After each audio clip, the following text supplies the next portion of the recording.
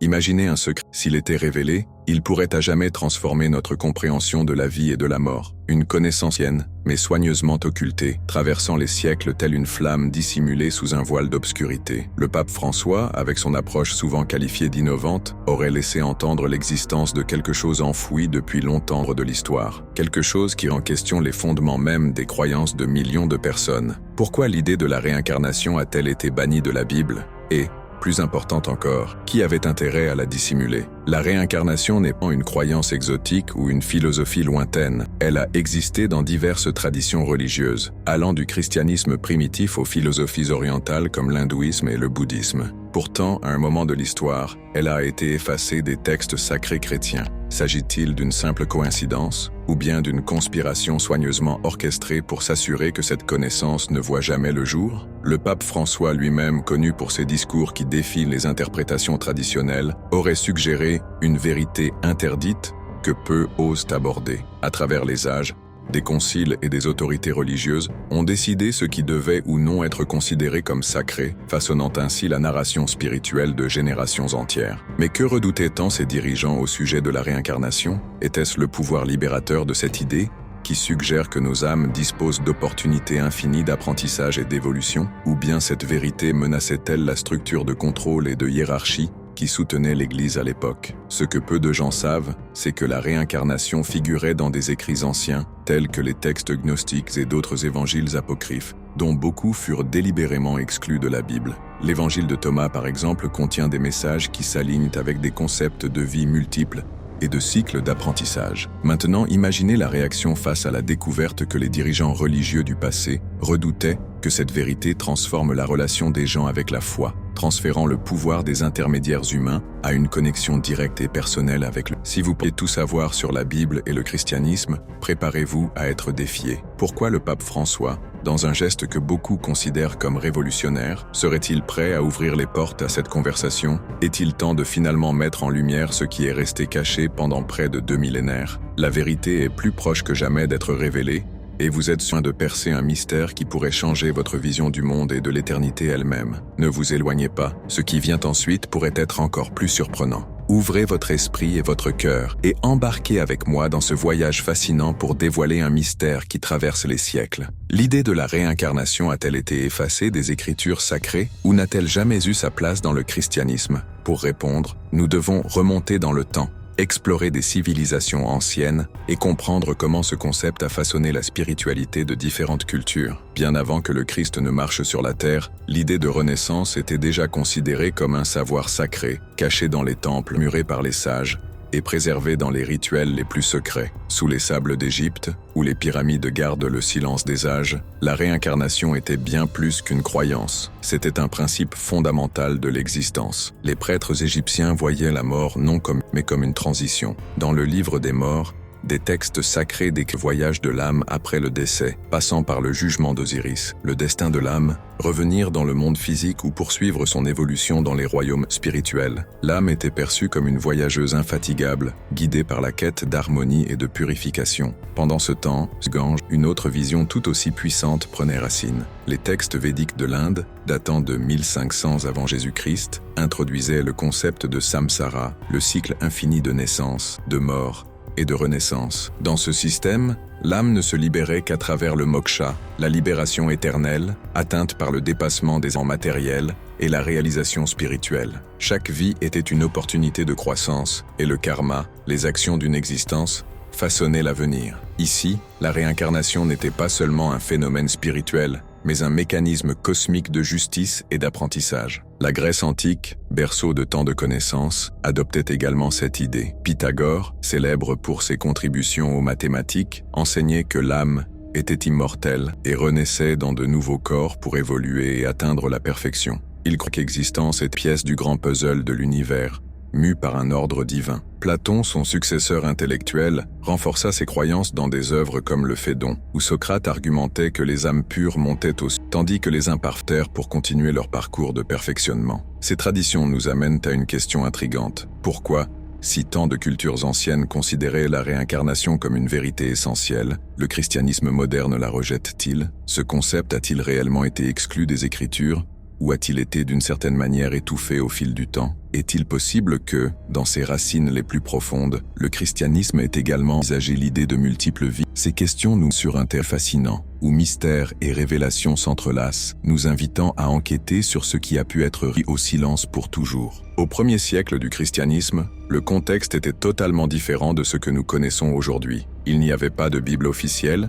ni d'institution centralisée, déterminant les dogmes de la foi. Chaque communauté de croyants interprétait les enseignements de Jésus de manière unique, les adaptant à leurs expériences et traditions locales. Cette époque était marquée par une grande liberté spirituelle et une quête profonde aux grandes questions de l'existence. Au milieu de cette diversité, des idées comme la réincarnation trouvaient un espace pour être explorées, débattues et pour beaucoup, acceptées comme une partie naturelle du voyage spirituel. Les premiers chrétiens vivaient dans un monde où les frontières entre différentes traditions spirituelles étaient fluides. Les croyances de l'Égypte, de la Grèce et du Moyen-Orient influençaient directement les piques naissantes du christianisme. Le concept d'une âme éternelle, qui ne se limitait pas à une seule vie, était largement discuté. Pour beaucoup, l'existence terrestre n'était pas une fin mais une étape dans un processus continu d'évolution spirituelle. L'idée que l'âme pouvait revenir sur Terre sous de nouvelles formes, cherchant l'amélioration, était une autre manière d'exprimer le profond désir humain de compréhension et de transcendance. Parmi les grands pères de cette période, Origène d'Alexandrie se distingue comme un défenseur éloquent de la réincarnation. Théologien et philosophe mystique, il a mêlé les influences de l'ésotérisme égyptien, de la pensée grecque et des traditions orientales pour formuler une vision complète de l'âme et de son but. Dans son œuvre Des principes sur les principes, Origène défendait que l'âme humaine était éternelle et traversait des cycles de vie et de mort dans le cadre d'un processus de purification spirituelle. Pour lui, la réincarnation n'était pas une punition, une opportunité offerte par le Créateur pour permettre à l'âme d'apprendre, de grandir et, éventuellement, d'atteindre l'unité avec le divin. Cette perspective, bien que radicale pour son époque, était profondément cohérente avec les idées de rédemption et de transformation présentes dans les enseignements du Christ. Origène croyait que chaque expérience de vie, avec ses victoires et ses défaites, façonnait le parcours de l'âme. Il affirmait qu'une âme pouvait revenir dans le monde forte grâce aux leçons apprises, ou plus faible à cause des erreurs accumulées. Cette vision reflétait non seulement les anciennes philosophies de justice cosmique, mais offrait également une explication réconfortante face aux défis de la vie. Chaque difficulté était une occasion d'évolution.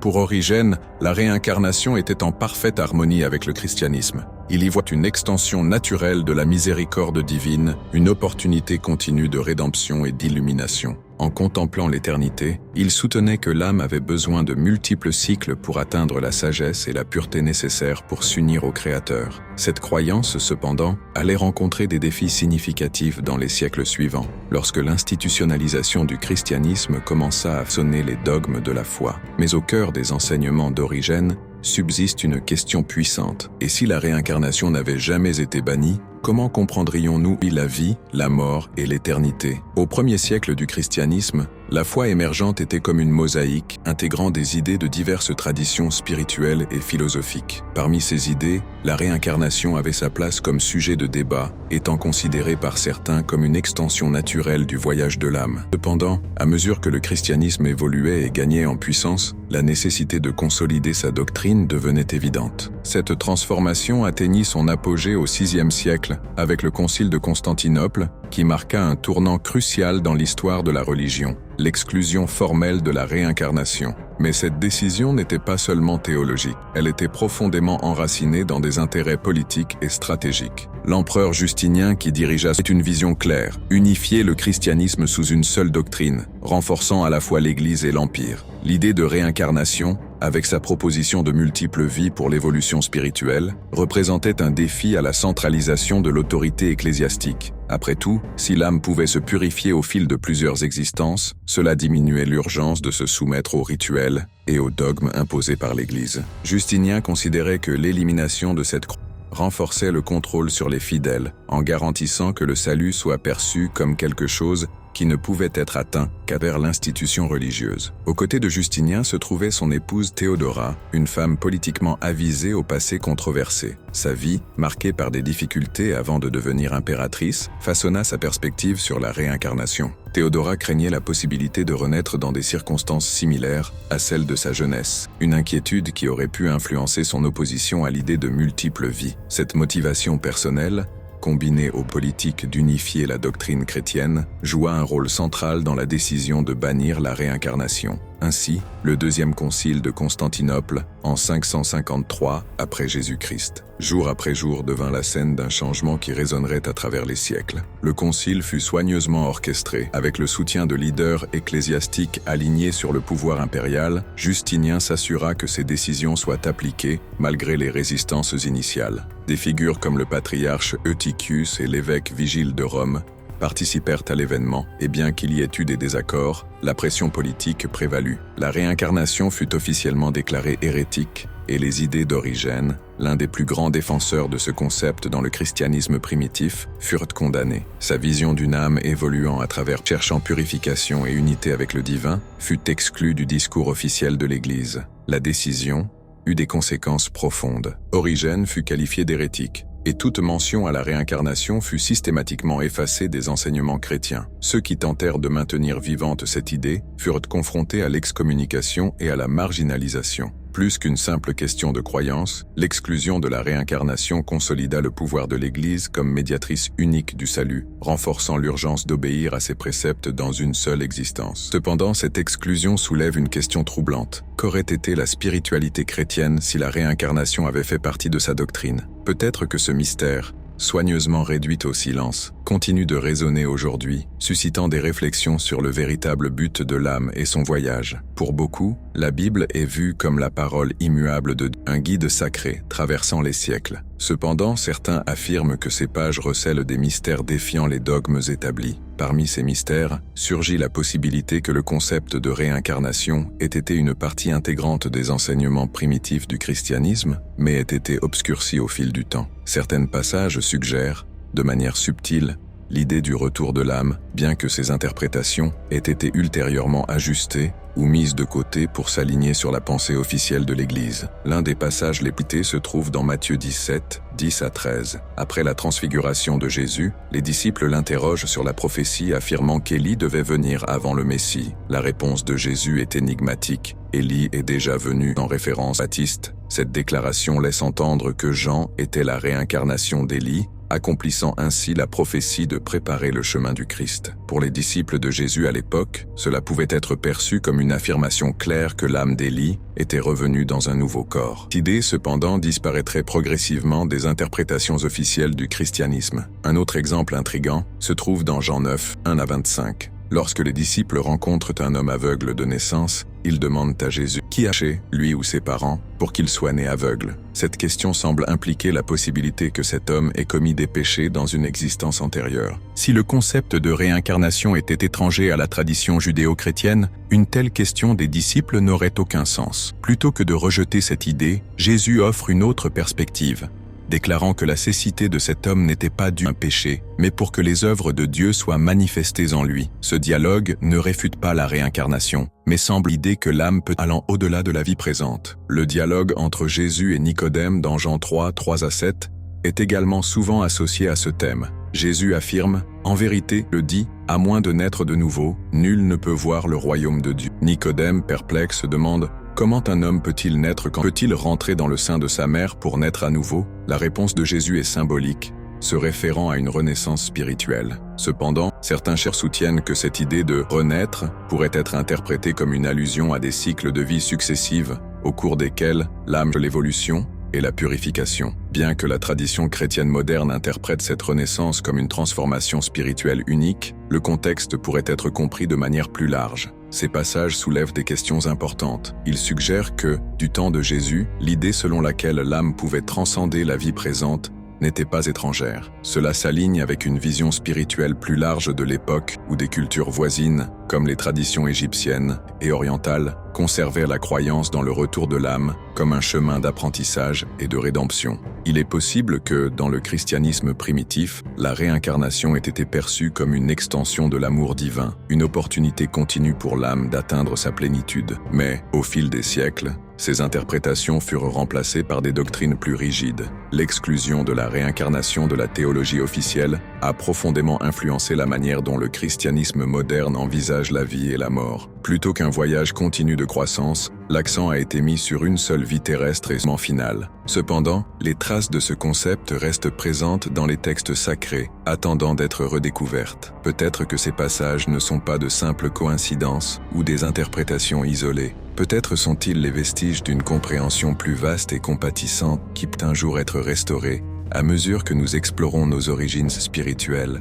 et notre objectif éternel. En réfléchissant aux passages bibliques et aux subtiles références à la réincarnation, il devient clair que l'idée de vie multiple, de croissance spirituelle continue, faisait partie intégrante du christianisme primitif. Bien que cette idée exclue au fil du temps, notamment après des décisions comme celle du Concile de Constantinople, l'idée que l'âme puisse revenir et évoluer réapparaît encore entre les lignes des Écritures. Qu'est-ce que cela nous dit sur notre parcours spirituel? Peut-être qu'en remettant en question les interprétations traditionnelles, nous pouvons commencer à redécouvrir une vie plus profonde et plus expansive de notre existence. Maintenant, la grande question demeure. Comment cette idée de réincarnation et d'évolution spirituelle résonne-t-elle en vous? Sommes-nous prêts à reconsidérer notre vision de la vie et de la mort, en comprenant que le voyage de l'âme pourrait être plus long que ce que nous imaginons? Ce qui importe vraiment, au final, c'est comment nous vivons notre vie ici et maintenant, avec de la compassion et de l'amour. Alors, si ce thème vous touche et que vous souhaitez continuer à explorer ce mystère,